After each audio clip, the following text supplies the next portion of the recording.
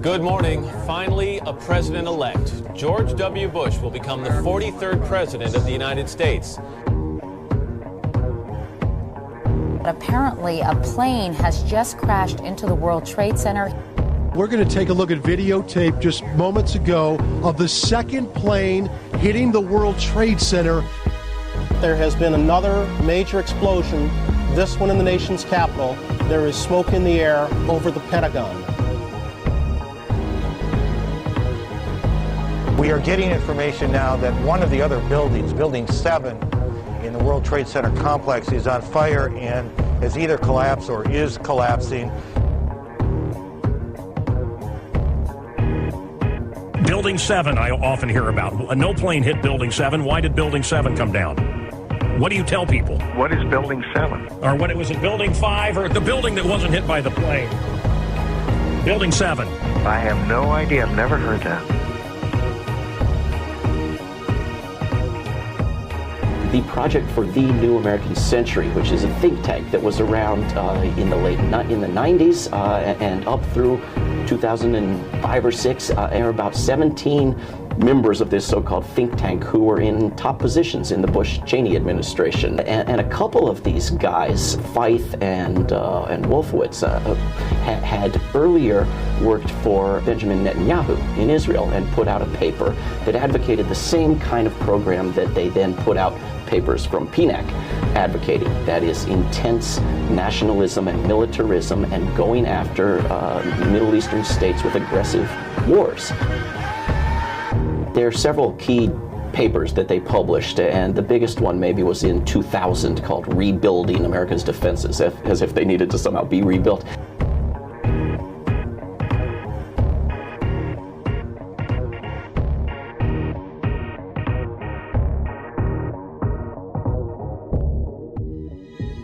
This is being seen on Capitol Hill as another Pearl Harbor.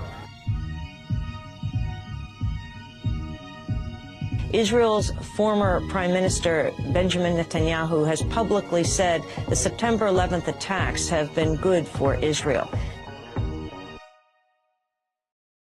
In the days after the September attacks, there were countless rumors about strange coincidences surrounding the events.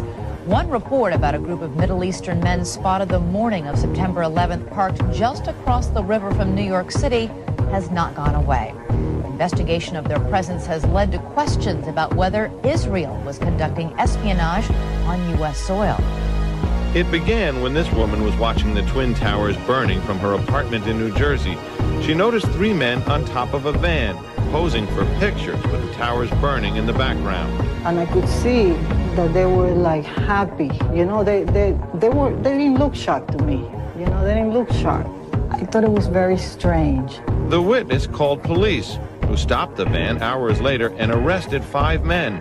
All 5, it turns out, were Israeli. They were turned over to the FBI. Sources tell ABC News during a check of national security databases, some of the men were listed as having had connections with Israeli intelligence. At the FBI, that set off alarm bells. The FBI needed the answers to 3 important questions. Who were these men? What brought them to that parking lot on the morning of September 11th? And did they have any advance knowledge of what was going to happen that day? After 71 days, the 5 Israelis were deported.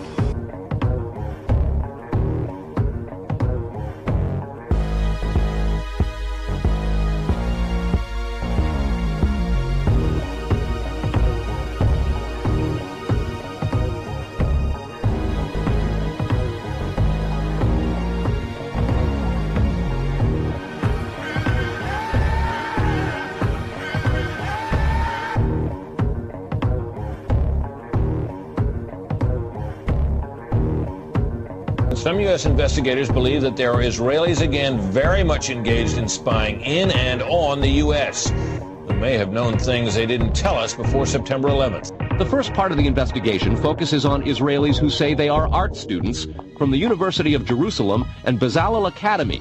They repeatedly made contact with U.S. government personnel, the report says, by saying they wanted to sell cheap art or handiwork. Documents say they, quote, targeted and penetrated military bases, the DEA, FBI, and dozens of other government facilities, and even secret offices and unlisted private homes of law enforcement and intelligence personnel.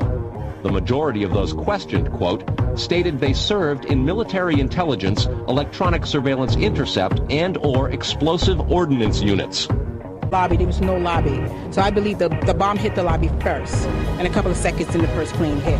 It just went ba-boom, it was like a bomb went off, and another explosion came right from it, just everyone flying.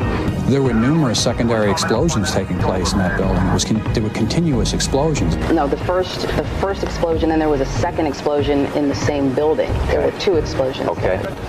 There was another explosion that took place in one of the towers here.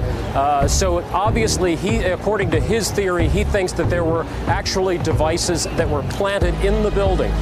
And you heard the boom, boom, boom, boom, boom, boom. Floor by floor instead of popping out. It was if they had detonated. They were planning to take down a building. Boom, boom, boom, boom, boom, boom, boom. From the corner, boom, boom, boom, boom, boom, boom, boom, boom, boom. Just like 20 straight hits. And as the bombs were going, people just started running. And I sat there and watched a few of them explode.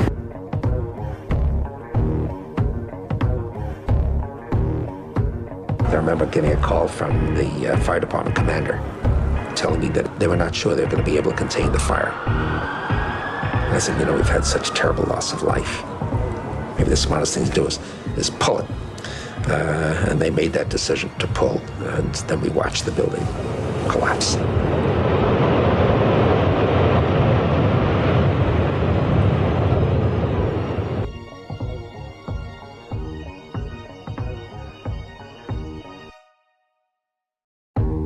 In 2002, the Pentagon was infiltrated by Mossad. They did not need any identification to get through the river entrance of the building. They went upstairs to Douglas Feith. Occasionally, they went to the second most powerful man, Paul Wolfowitz, the Deputy Secretary of Defense, and they had run of the Pentagon. Donald Rumsfeld, the Secretary of Defense, said to my boss one time, "Hell, I don't run my building. Mossad does."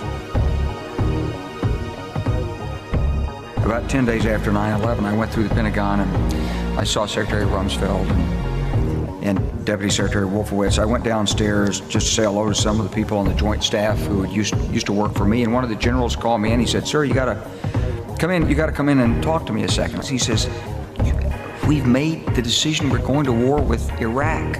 This was on or about the 20th of September. So I came back to see him a few weeks later. And by that time, we were bombing in Afghanistan. I said, "Are we still going to war with Iraq?" And he said, "Oh, it's worse than that." He said, he reached over on his desk, he picked up a piece of paper, and he said, I just got this down from upstairs, meaning the Secretary of Defense's office today. And he said, "This is a memo that describes how we're going to take out 7 countries in 5 years, starting with Iraq and then Syria, Lebanon, Libya, Somalia, Sudan, and finishing off Iran."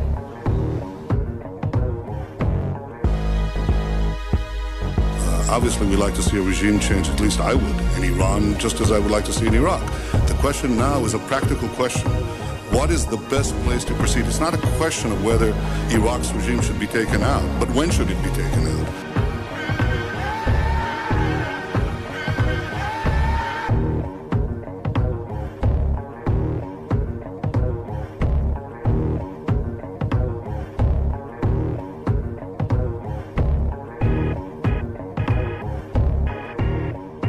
In 2001, Congress passed the Authorization for Military Force, giving the president broad power to conduct military operations without congressional approval. Each time, it had to do with the American conflict with Iraq. But since then, both the Obama and Trump administration used what's better known as AUMF for other purposes.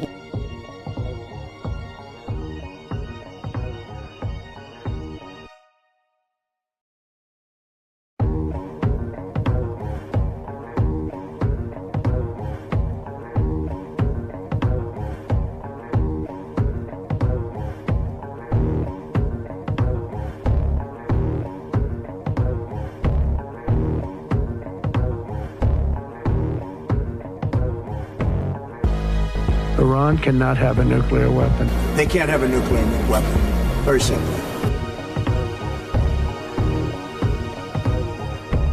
So the only way that Iran will be stopped is if there is a credible military threat that ideally would be backed by the United States. President Trump has just announced on social media that the U.S. has just completed 3 successful attacks on 3 nuclear sites in Iran.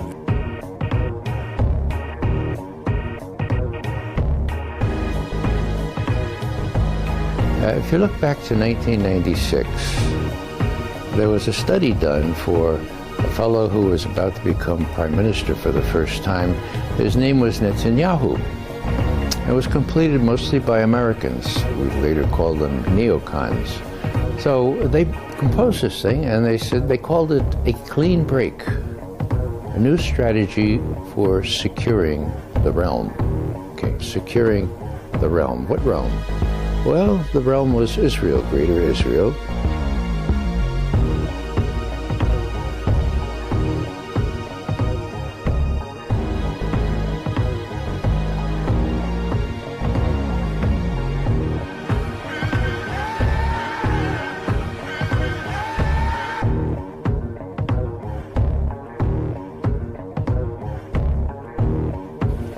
מה זה? זה הוויז'ן שלי, זה אחד הדברים שחלמתי עליהם, מפת הארץ המובטחת. יפה. הגיע הזמן, קוראים לזה ירושלם. אני לא נותן את זה לך, אני מעניק את זה לך כדי שתיתן את זה לארצך שרה. תודה רבה. אתה מתחבר לחזון? מאוד. באמת? מאוד. לישראל השלמה. There is no possibility of conducting a